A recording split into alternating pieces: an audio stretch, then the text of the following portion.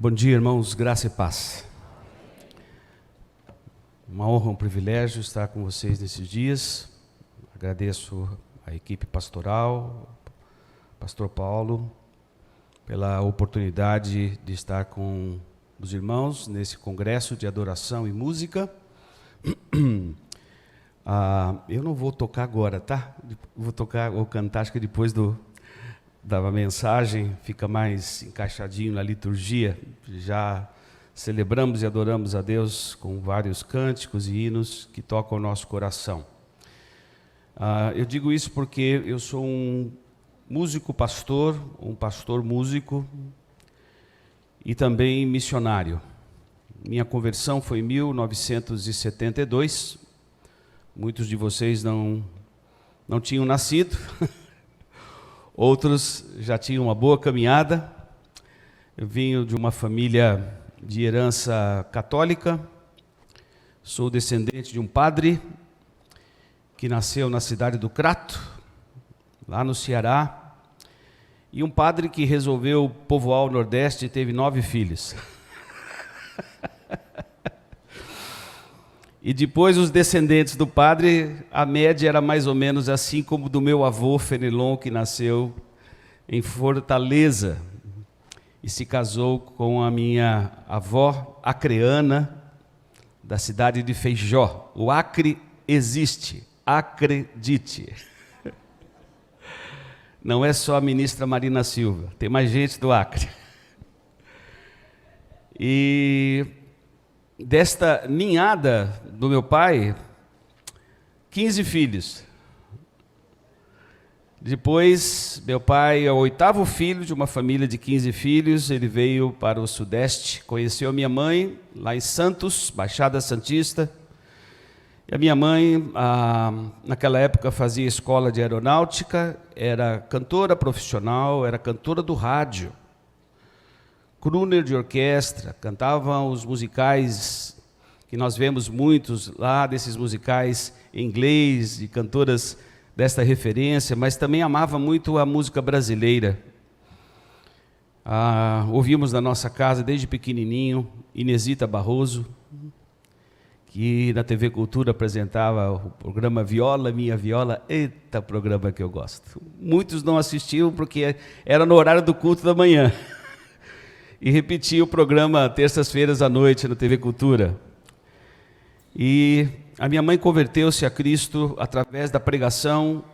Sendo cantora do rádio, ela ligou o rádio saindo de um programa que era feito ao vivo, com auditório como esse. Os programas de rádio eram gravados com orquestra.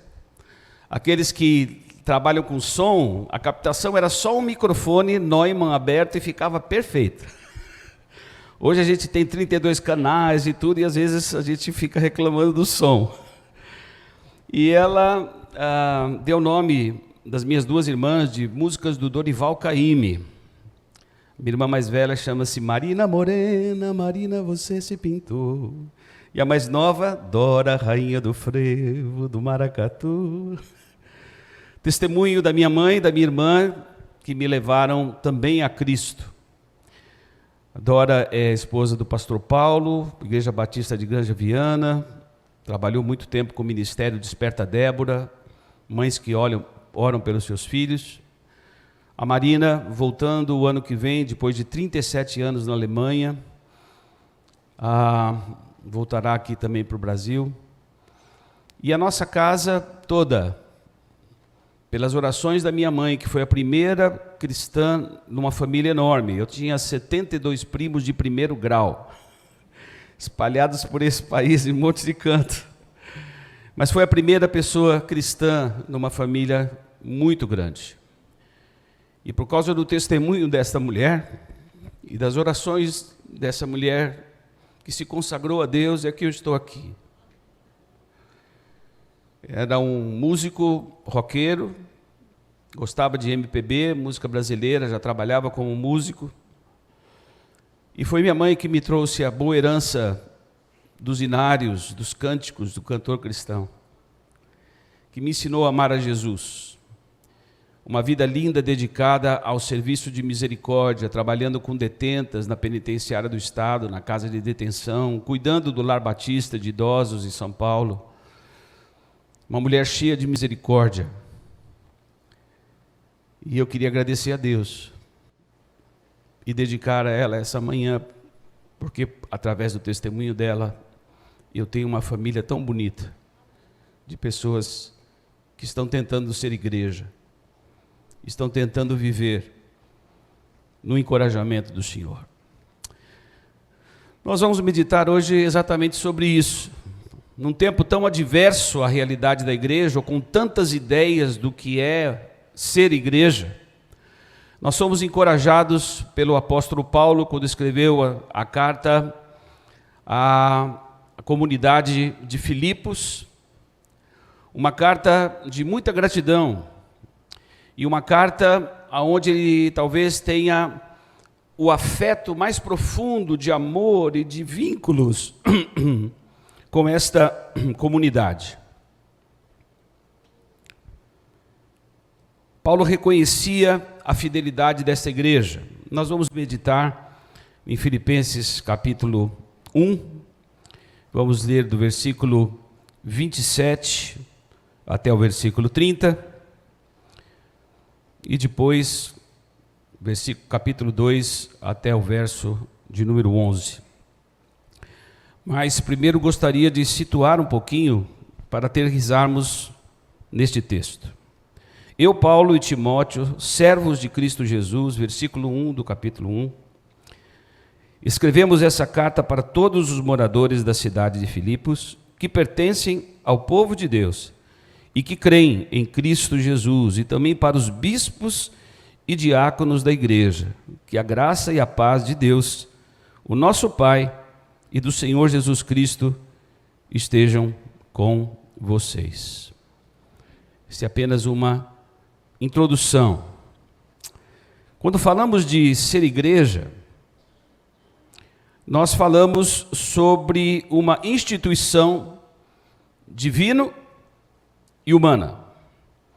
Igreja não foi desejada por um homem, mas foi desejada pelo próprio coração de Deus, que se tornou humano, que se encarnou. E toda a nossa jornada de ser igreja envolve essa compreensão de resgatarmos os alicerces, porque ser igreja é uma jornada relacional. E nós servimos a um Deus que é relacional. Nós servimos um Deus que é trinitário. Nós servimos um Deus que é comunidade. Nós servimos um Deus que é família, Pai, Filho e Espírito Santo. Nós servimos um Deus que, pelo mútuo conselho, trouxeram a existência no meio do caos. Nós servimos um Deus que é 3 em 1 e 1 em 3. Portanto, a nossa jornada e o nosso caminho como igreja é construção de relacionamentos e construindo uma espiritualidade que é fundamentalmente relacional. Uma espiritualidade que nós não podemos construir sozinhos, mas como rebanho, como família, como o corpo vivo de Jesus, com muitos membros. E na nossa vida de ser igreja, as pessoas vão conhecendo quem é esse Deus que jamais vimos e qualquer pessoa viu. Igreja não é uma comunidade de anjos. Igreja traz relacionamentos e desafios relacionais constantes. Igreja não nos poupa de decepções e de lutas. Igreja nos convida a fazermos ajustes relacionais o tempo todo. E através da pregação e do ensino da palavra, nós estamos aprendendo a ser família, aprendendo a ser rebanho, aprendendo a viver a realidade de corpo e sermos essa expressão visível na terra para sermos sal e luz. A igreja deve cumprir a sua missão em amor e de forma comunitária. John Wesley diz que nós não servimos uma religião solitária, mas vivemos uma religião solidária, onde só é possível servir a Deus e exercitar a solidariedade, a misericórdia e o testemunho quando fazemos isso como corpo de Cristo. Filipenses capítulo 1, versículo 27. Eu vou ler na linguagem de hoje, me permitam. São tantas linguagens hoje, né? Lá em casa a gente deixa a mensagem, que foi escrita por Eugene Peterson, que foi meu professor lá no Canadá. A NVI, que a igreja tem usado bastante.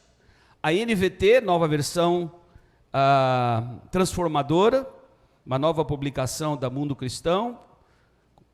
Os dois homens que orientaram esse conteúdo dessa Bíblia, querido Carlos Oswaldo, que já está na presença do Senhor, e Stephen Kirchner, que nos dá uma tradução muito boa. Mas eu trouxe hoje a tradução que está no meu coração, porque eu acompanhei junto o Dr. Werner Kachel, que foi meu diretor na Faculdade Batista, quando estava junto com mais 2 outros irmãos exegetas, fazendo e escrevendo a Bíblia na linguagem de hoje. Agora, o mais importante é que vocês vivam de acordo ou de maneira digna do Evangelho de Cristo. Desse modo, tanto se eu puder ir visitar vocês, como se não puder, eu saberei que vocês, por meio da fé que se baseia no Evangelho, estão lutando juntos com um só desejo. Não tenham medo dos seus inimigos. Sejam sempre corajosos, pois isso será uma prova de que serão derrotados e de que vocês serão vencedores. Por quê? É Deus quem dá a vitória a vocês, pois Ele tem dado a vocês o privilégio de servir a Cristo, e não somente crendo nele, mas também sofrendo por Ele ou por causa do Evangelho. Agora vocês podem tomar parte comigo na luta. Como vocês sabem, a luta que vocês viram que eu tive no passado, na minha vivência como apóstolo, e é a mesma luta que ainda continua. Paulo reconhece a importância da igreja de Filipos. Paulo reconhece o crescimento qualitativo dos novos discípulos que se reuniam em Filipos.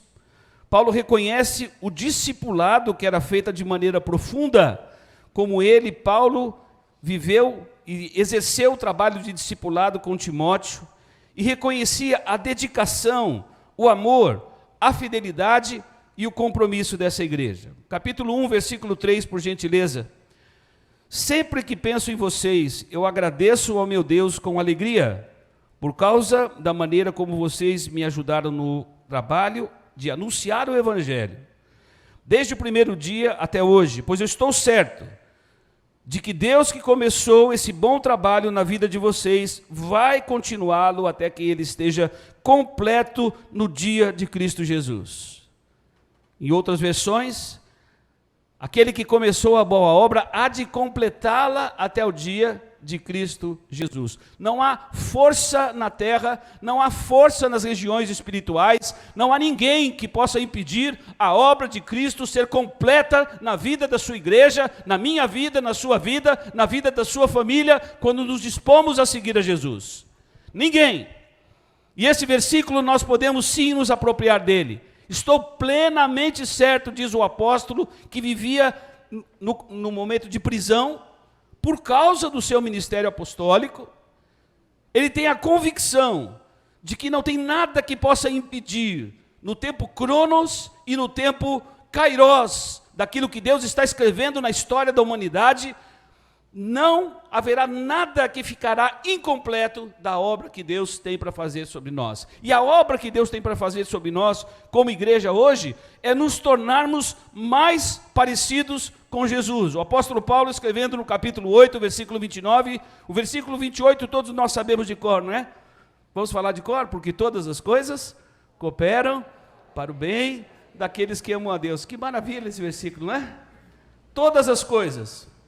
Doença, enfermidade, martírio, morte, que era a perspectiva e o pano de fundo do contexto dessa carta, sucesso financeiro, seu mestrado, seu doutorado, todas as coisas que nós vivemos não podem nos separar do amor de Deus, que está em Cristo Jesus. Mas por que todas as coisas cooperam por bem daqueles que amam a Deus? Versículo 29. Porque nós fomos predestinados para sermos conforme a imagem do seu Filho. É por isso que existe igreja. É por isso que temos uma missão para cumprir. Para que nós vamos, pela graça de Deus, sendo alcançados pela manifestação do amor de Deus, e nos tornamos agora seus seguidores, seus discípulos.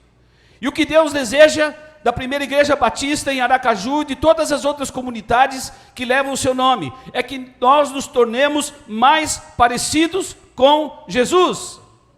Não somente em dias alegres de vitórias, mas em dias de lutas, de provação, de rejeição, de andar à margem. Porque é a expressão da vida e da história do nosso Deus que nós estamos adorando aqui, não só com os nossos cânticos, mas tentamos adorar com a nossa vida. A igreja tem como seu projeto principal, porque nós somos a expressão visível de Jesus aqui na terra, porque nós somos o seu corpo vivo aqui na terra, nos tornarmos mais parecidos com Jesus. E essa obra que o Espírito Santo está fazendo é maravilhosa, porque Deus está transformando o nosso coração, o nosso caráter, a nossa maneira de pensar, nos tornando mais sensíveis e pessoas cada vez mais identificadas e parecidas com Jesus. É por isso que nós estamos aqui. É por isso que existem escola dominical, é por isso que existem ministérios, projetos de serviços solidários, momento da pregação e disposição da palavra, momentos de adoração que usamos a música, mas não somente a música, porque a adoração é um estilo de vida semelhante a Cristo Jesus. Tem gente que não canta, que não toca, mas foi chamado para ser um adorador, aleluia!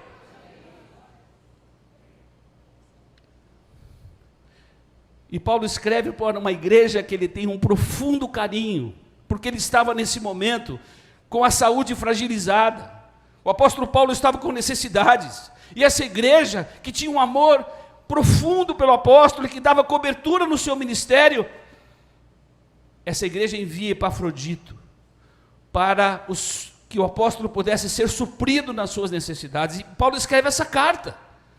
Porque enviaram Epafrodito e que também, nesse ministério de levar e suprir as necessidades, foi ferido mortalmente e Deus preservou a vida de Epafrodito. Paulo tem um momento de muita gratidão, tem uma sensibilidade, um amor profundo por essa comunidade. E no capítulo 1, versículo 27... ele encoraja essa igreja que tem trazido tanta alegria para o coração de Deus, tanta alegria para o seu próprio coração, tanta alegria para o coração de Timóteo. Ele diz: agora, o mais importante é que vocês que estão aí em Filipos, estão vendo o crescimento da igreja, e que mesmo no crescimento da igreja já começam a aparecer divisões, líderes que não estão pensando e discernindo o ensino que o apóstolo transmitiu a eles do Evangelho de Jesus. A confusão que existia já em Filipos é a que existe nos dias de hoje. O Evangelho que está sendo pregado, pastores e líderes que têm distorcido a pregação do Evangelho, pessoas que não entenderam a raiz do Evangelho, a essência do Evangelho, o fundamento do Evangelho. Pastores que não são cuidadosos da sua exposição, profetas que aparecem aqui e ali, pregando um outro evangelho que é estranho ao evangelho de Jesus. E na igreja de Filipos isso já começa a acontecer.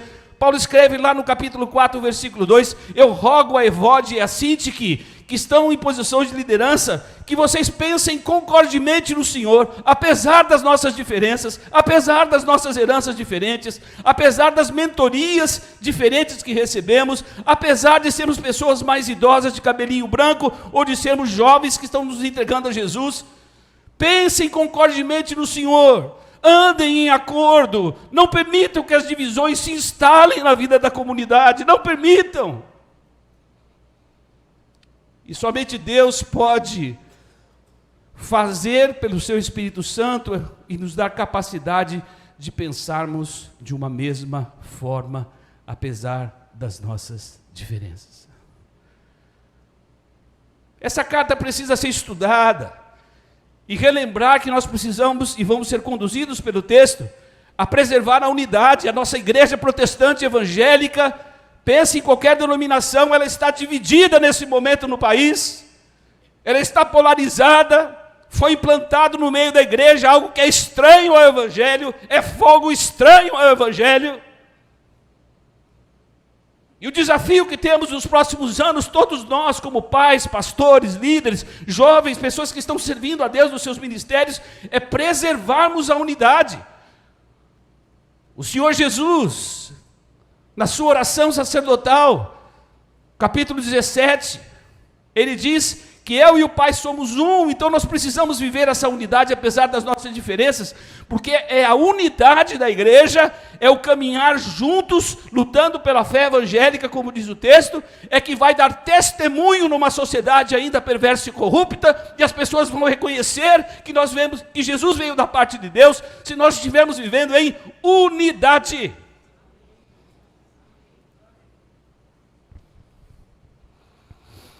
O apóstolo diz: vivam de modo digno do evangelho de Jesus.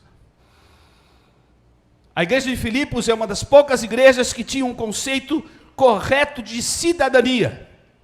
Nós somos cidadãos de uma pátria que nos aguarda, aleluia.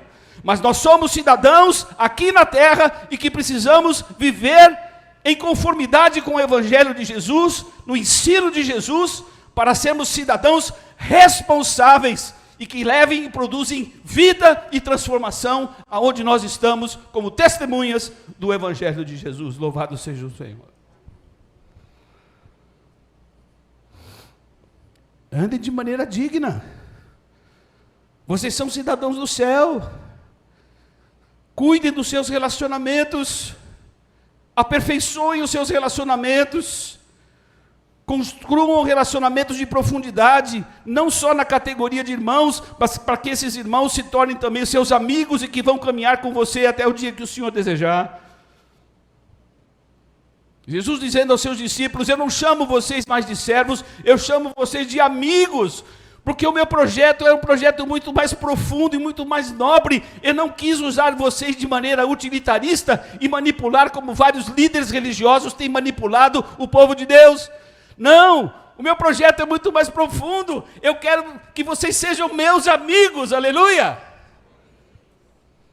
Uma comunidade de amigos e não de inimigos. E Paulo diz mais: se eu puder visitar vocês, não estiver mais na prisão, eu saberei que vocês continuam firmes e unidos. Eu saberei que vocês, por meio da fé que se baseia no Evangelho, vocês estão lutando juntos pela fé evangélica com um só desejo. Mas para preservar a unidade, para nós andarmos com relacionamentos bonitos, para nós crescermos como irmãos e como amigos, como família de Deus, tem muita luta para que esse relacionamento profundo aconteça. E Paulo tem consciência disso. Ele diz: não tenham medo dos seus inimigos, sejam sempre corajosos, pois isso será uma prova para eles que serão derrotados e de que vocês serão vencedores, porque é Deus quem dá a vitória a vocês. Versículo 29, pois Ele tem dado a vocês o privilégio de servir a Cristo, não somente crendo nele, mas também sofrendo por Ele. Esse evangelho eu não quero, eu só quero o bem bom do evangelho. E Paulo diz: foi concedida a vocês a graça, não somente de crerem no evangelho, mas de sofrerem pelo evangelho. E vamos ouvindo esses discursos no nosso país de pessoas: mas haverá perseguição, mas haverá sofrimento. Quando é que Deus nos enganou? Esse é o caminho do discipulado. Os primeiros apóstolos e discípulos tiveram morte violenta. Foi concedida a graça não somente de crer, mas de sofrer por causa do evangelho. E alguns da história da igreja são mártires, porque foram expostos ao tipo de perseguição, inclusive em situações antagônicas ao evangelho, onde o evangelho não pode nem ser pregado. Moçambique, onde eu fui missionário, 30 anos de guerra. Angola. E ainda no meio de tudo isso, ver uma igreja viva, que se escondia, que se reunia escondido, os templos estavam todos minados e controlados pelo governo. E foi uma das experiências mais lindas que eu tive em Moçambique, quando fui pregar e ficar falando 6 horas para uma comunidade de cristãos moçambicanos, refugiados, cristãos que se escondiam escondidos num sítio. E quando eu cheguei lá, o pastor da comunidade, moçambicano, agradecendo, porque veio um brasileiro que poderia trazer o evangelho, encorajamento, era um projeto junto com a Visão Mundial, levar 17 mil toneladas de milho, onde tinham todo tipo de necessidade, e eu tive a honra e a graça de ser tirado para dançar por esse pastor, 66 anos, sem uma perna, sem um braço, perdeu a sua esposa na guerra civil, perdeu o seu filho na guerra civil, e poucas vezes participei na vida de um culto tão alegre, de tanta gratidão a Deus, porque Deus amava o povo moçambicano, Deus amava a sua igreja em Moçambique, Deus amava a sua vida e tudo aquilo que eles estavam vivendo. Imagina um pastor moçambicano tirando o pastor Nelson para dançar. Nós vamos ficar aqui, vamos celebrar a presença e o amor de Deus que está presente e que trouxe também libertação para o povo moçambicano. Vos foi concedida a graça não somente de você crer no Evangelho, mas de você sofrer, e o apóstolo Paulo, fruto do seu ministério, estava preso. E ele sabia que a sua prisão encorajava a igreja ao testemunho sem ter medo de nada. Até porque os chamados inimigos de Deus são pessoas que Deus considerou digna do seu sangue vertido na cruz. Nossa luta não é contra carne e sangue, mas contra principados e potestades. Vamos, os inimigos de Deus. Que inimigos de Deus? Os inimigos de Deus são alvos do amor de Deus e da misericórdia de Deus, e quem nós temos que alcançar.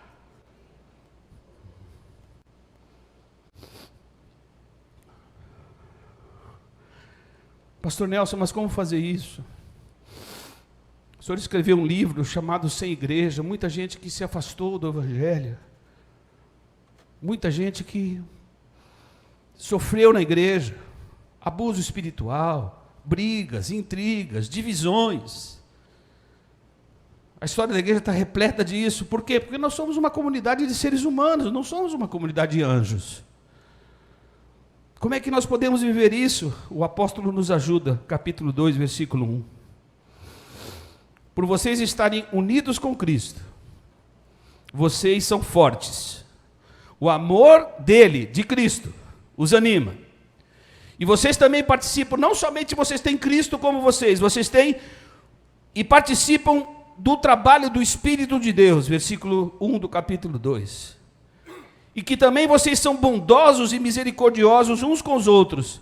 Então eu peço a vocês que vocês me deem a grande alegria de viverem em harmonia, tenham o mesmo amor e o mesmo sentimento, sendo unidos de alma e mente. Não façam nada por interesse pessoal, não façam nada por desejos tolos de receber elogios, mas sejam humildes e considerem uns aos outros superiores a vocês mesmos. Que ninguém procure somente os seus próprios interesses, mas também um dos outros. Isso significa o quê? Tempo de acolhimento, tipo de escuta, permitirmos que as pessoas participem da nossa vida, que entrem na nossa casa, pessoas que querem se relacionar conosco. Por quê? Porque nós percebemos quando a coisa não anda bem. Você pode ter um conjunto musical aqui, pessoas que cantam e que tocam muito bem, e pode ser que eles não estejam vivendo um momento bom relacional. Há outros ministérios da igreja que nós vivemos esses mesmos desafios relacionais. E quando preservamos a unidade, quando consideramos os nossos irmãos superiores a nós mesmos, quando buscamos os interesses dos nossos irmãos, nós estamos seguindo um caminho que o próprio Cristo nos ensinou. Tenham o mesmo modo de pensar, vai exigir esforço, vai exigir oração. Vamos ter situações em que precisaremos nos reconciliar. oferecer perdão, que Deus já perdoou a todos nós, mas nós precisamos oferecer perdão para os nossos irmãos, precisamos confessar os nossos pecados para sermos curados.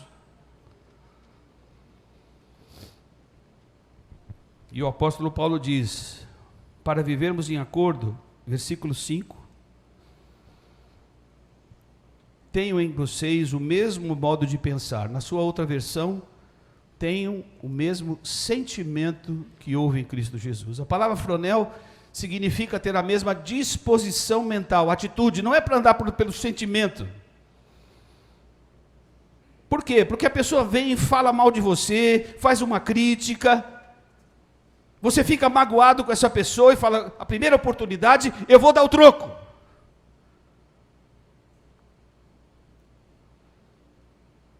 Isso é uma reação emocional, sentimental. Não, eu tenho a convicção que eu preciso andar em unidade, chegar a acordo com meus irmãos. Vamos usar inário ou vamos usar cânticos espirituais?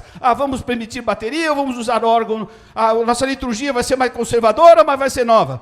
Como vamos fazer missão numa cidade como aquela? Nós não conseguimos chegar ao mesmo acordo. Que projetos missionários?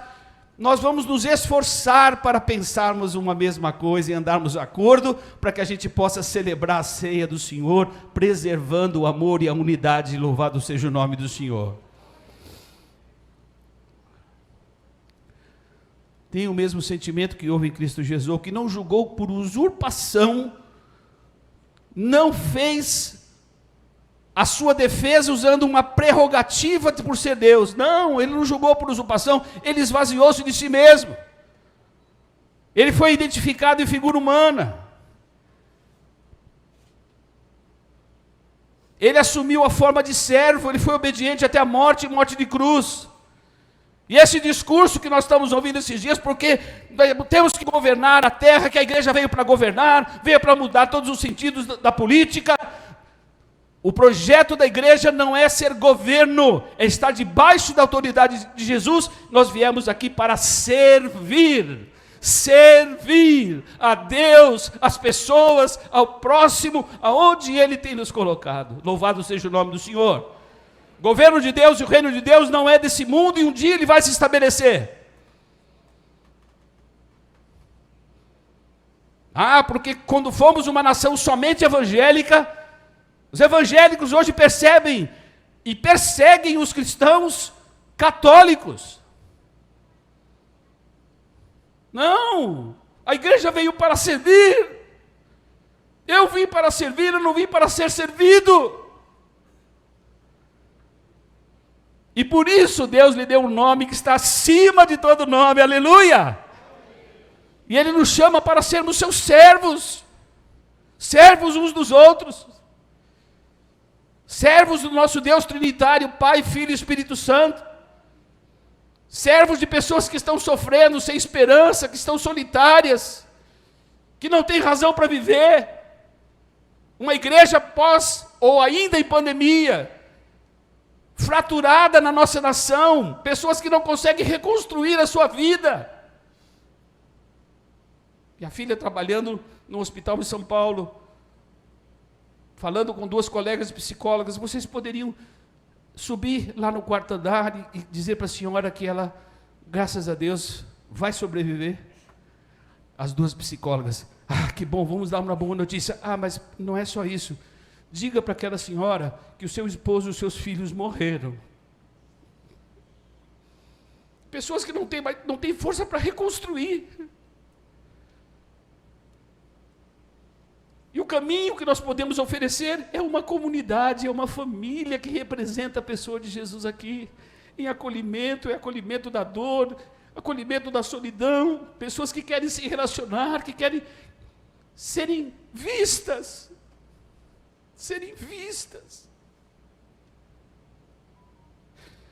A igreja é a resposta para uma sociedade ainda perversa e corrupta.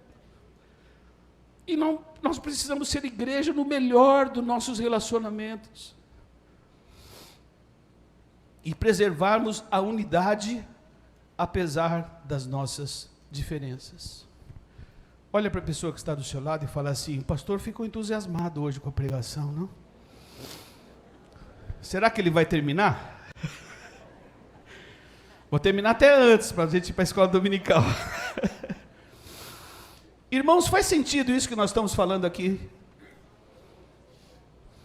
Nós estamos com famílias divididas, sociedade dividida, polarizada. E agora o ministério da reconciliação serve para nós, igreja. E amarmos os nossos irmãos, apesar das suas opiniões diferentes, de uma maneira de enxergar a igreja diferente, a missão da igreja, mas vamos andar em acordo, vamos ter o mesmo pensamento que houve em Cristo Jesus. Que o nome do Senhor seja exaltado, e que Ele encontre em nós uma disposição no coração, de nos reconciliarmos com Ele, uns com os outros, e sermos sal e luz do mundo, vivendo de modo digno do Evangelho. Que o Senhor abençoe a sua palavra. Louvado seja o nome do Senhor. O pastor está me cobrando cantar. Ele não esqueceu.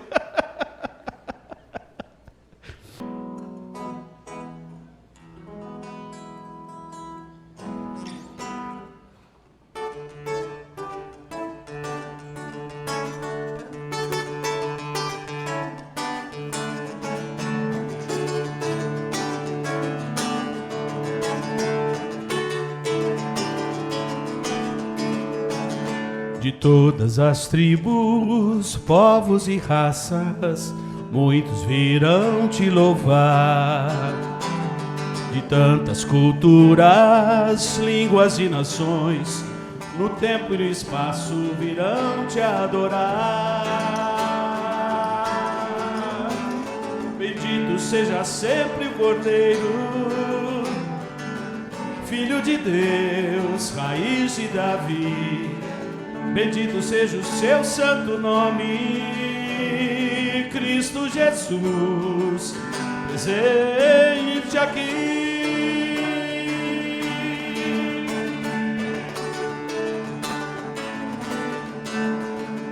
Remidos, comprados, grande multidão, muitos virão te louvar. Povo escolhido, teu reino e nação, no tempo e no espaço virão te adorar. Bendito seja sempre o Cordeiro, Filho de Deus, raiz de Davi. Bendito seja o seu santo nome, Cristo Jesus, presente aqui.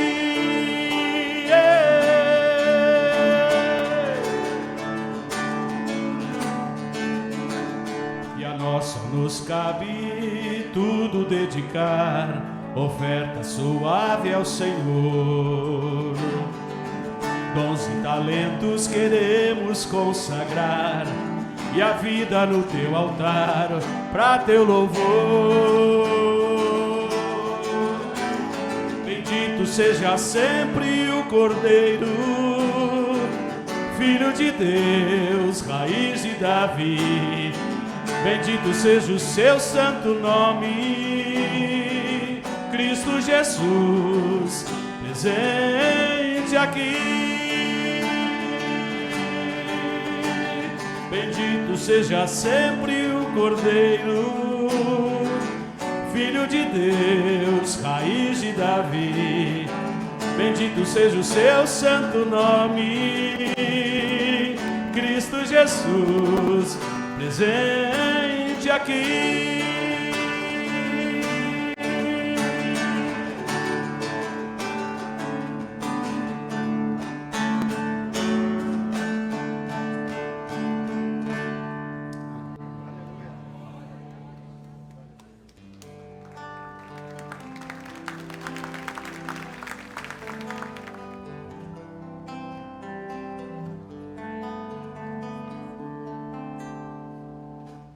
Quão amáveis são os teus tabernáculos, Senhor dos exércitos. A minha alma suspira a minha alma suspira e desfalece pelos teus átrios. O pardal encontrou casa, a andorinha ninho para si. Eu encontrei teus altares, Senhor, Rei meu e Deus meu. Eu encontrei teus altares, Senhor, Rei meu e Deus meu.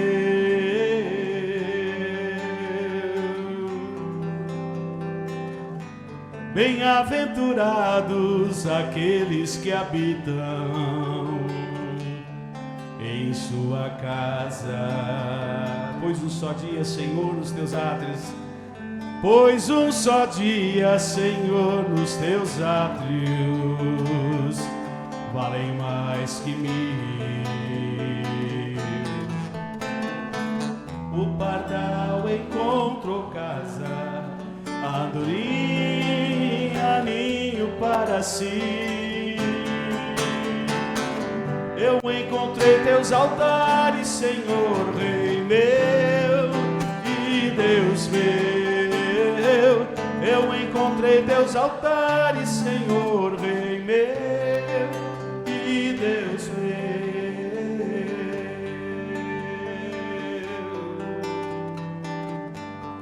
Pois o Senhor é sol e escudo, da graça e glória. Não negará bem algum aos que vivem, não negará bem algum aos que vivem de maneira digna, corretamente. O pardal encontrou casa, a andorinha ninho para si. Vamos pro Brasil. Eu encontrei teus altares, Senhor, Rei meu e Deus meu. Eu encontrei teus altares, Senhor, Rei meu e Deus meu. Eu encontrei teus altares, Senhor, Rei meu e Deus meu. Eu encontrei teus altares, Senhor, Rei meu e Deus meu.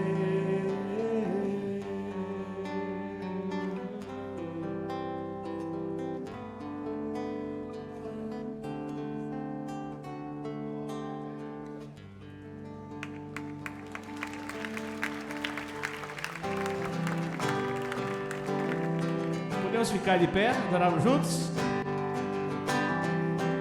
É o teu povo aqui presente, todos numa só voz, todos numa só voz, declarando que só tu és grande. Os slides estão aí. Exaltamos teu doce nome, pelo amor, pela cruz, por teu Filho Jesus, pois é santo, sim, és digno de louvor e de ser adorado. És bondoso, Pai querido, dentre todas as coisas, tu és verdadeiro Senhor. Desde o início, vamos adorar. É o teu povo aqui presente,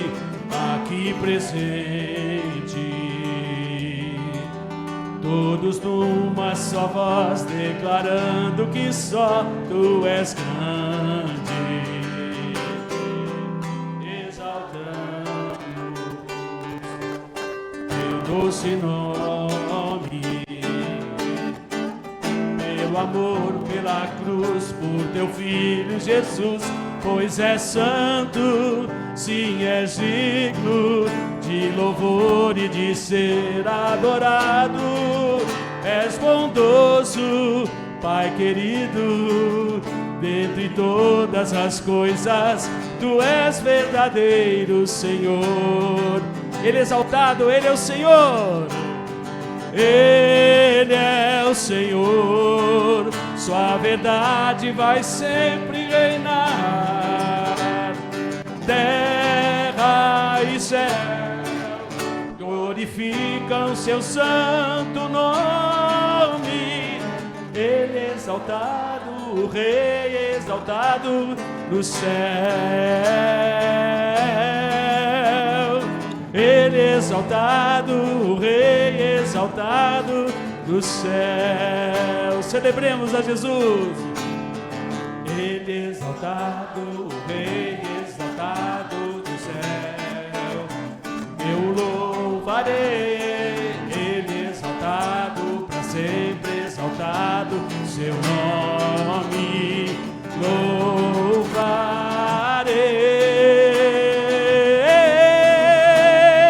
Ele é o Senhor, sua verdade vai sempre reinar.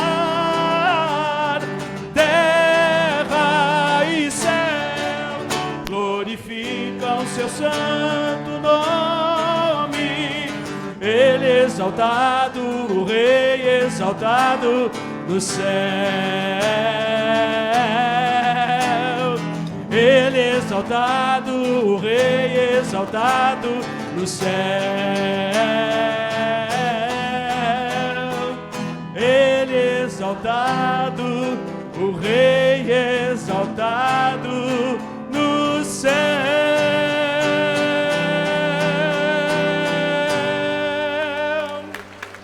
Louvado seja o nome do Senhor.